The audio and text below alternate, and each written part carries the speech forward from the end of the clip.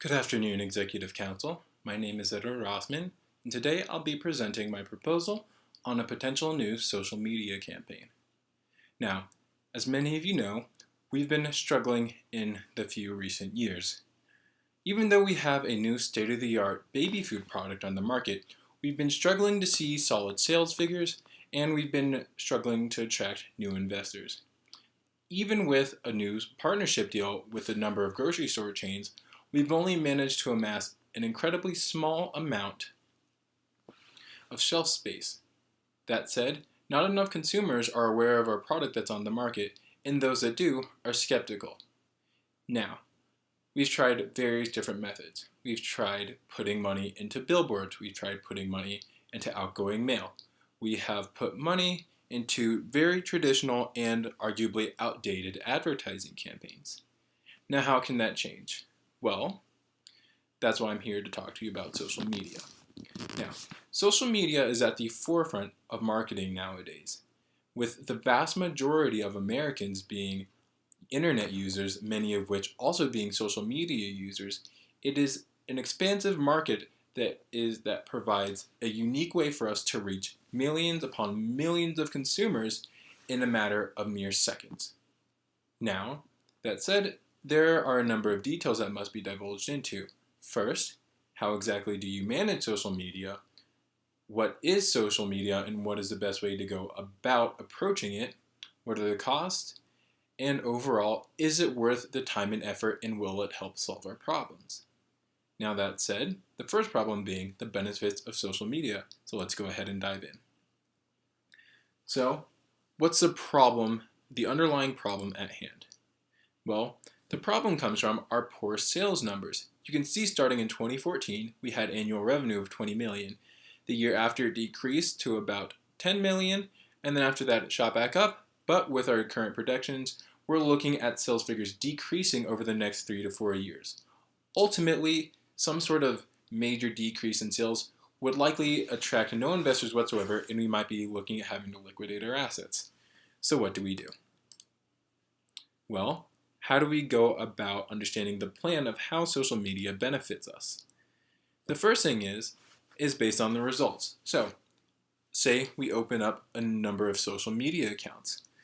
Starting with Facebook, the most popular of all social media accounts.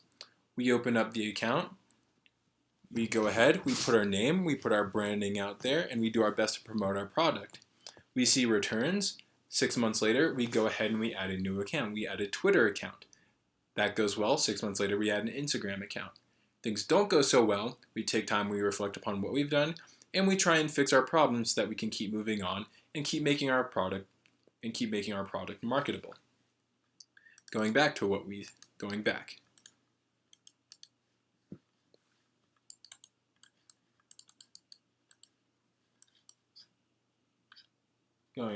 So, those being the benefits of social media.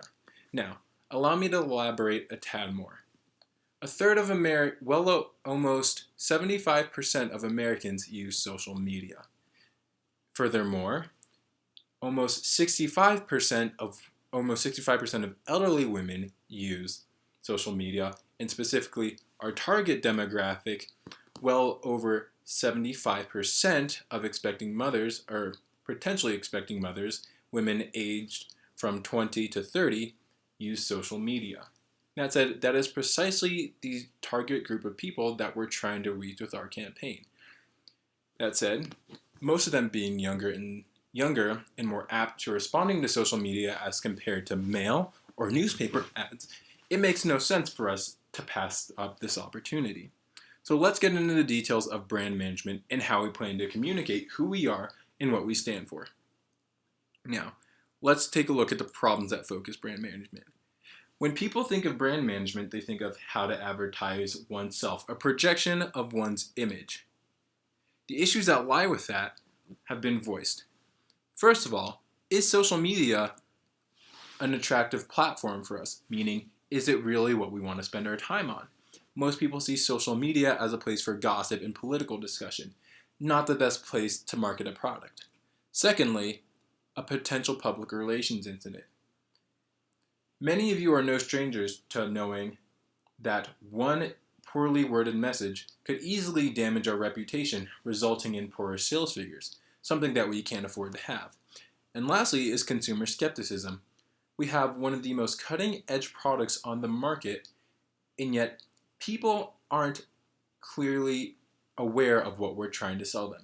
They don't know what we're trying to sell them. That being said, they're skeptical because it almost seems as if our product is too good to be true. There is no other product that is FDA approved and clinically proven to increase IQ scores by 20%. So how do we manage the problem? The plan. The plan is to hire a professional social media manager. A professional social media manager offers our company a variety of benefits. First of all, they're a trained employee. After making their way through our rigorous hiring process, we've come to understand that we can narrow down the best applicants for the position and that have to go through our mandatory training to truly ensure that they stand for what the company stands for and that they have our best interests in mind. Secondly, a social media manager has a better understanding of social media than almost any one of us does, as their livelihood depends on it. They spent their time and their hard-earned money understanding what it takes to be effective in communicating across an internet-based medium. Secondly is previous experience. The average social media manager has between 3 to 7 years of experience. In those 3 to 7 years with previous firms, they've had time to make their mistakes, they've had time to learn, grow, and develop new strategies as to how to be effective. And right now, we're reaching young people at their prime to reach the exact same demographic. Furthermore, there's a single focus point.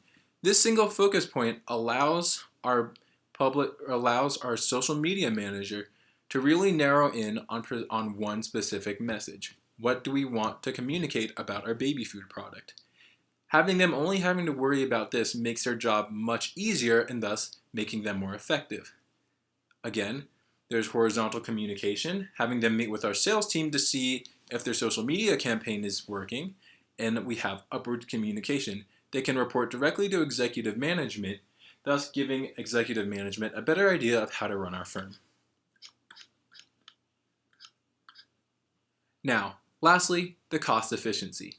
What's a problem? Well, you take a look at traditional costs versus the cost of social media advertising. An ad on Facebook can be measured in two different ways, cost per clicks and cost per mil. The cost per clicks, or the CPC method, runs upon the basis of us being charged per click to view our website. So say we have a target audience of a specific population of mothers in a city of 10,000 people. We pay $16,000 to reach that number of people. Well, great. Well, what if we want to reach millions, or we have to reach millions? Then we can go for the cost per mil method. That cost per mil is just the cost that it takes per 1,000 people that happen to view our ad. With those thousands of people turning into millions, over the long run, this becomes a more cost-efficient message, compared to a 1/8 of a page advertisement on the Washington Post. For just a single volume, that's 1/8 of a page that costs $20,500. That $20,500 can be multiplied exponentially depending on how many volumes we use, and thus becoming highly cost inefficient, going alongside the billboard. We have a billboard, sure, many people pass it, but the chances of someone actually looking at our billboard passing are very slim. The information that they get off the billboard, unless they happen to remember, or unless it particularly relates to precisely what they need, is otherwise irrelevant. With the $14,000 of the average billboard in New York, and plus the design cost of hiring someone and installation fees, it's really an outdated and almost useless form of marketing compared to social media. Yes. Overall, what we're looking at is social media being the forefront of what we need to take our company to put up large sales figures.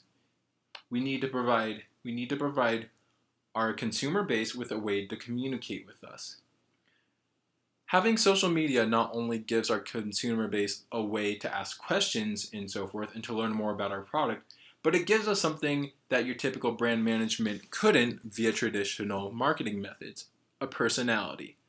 Having a social media manager to engage in open communications with our consumer base on a regular basis allows for people to get a sense of personality, to understand that we have their best interests in mind, and to perhaps demystify some of the questions surrounding our product. Furthermore, it allows us to manage our reputation. With swarms of false information flowing around, with just a static advertisement, we have no way to actually correct what's being put out there.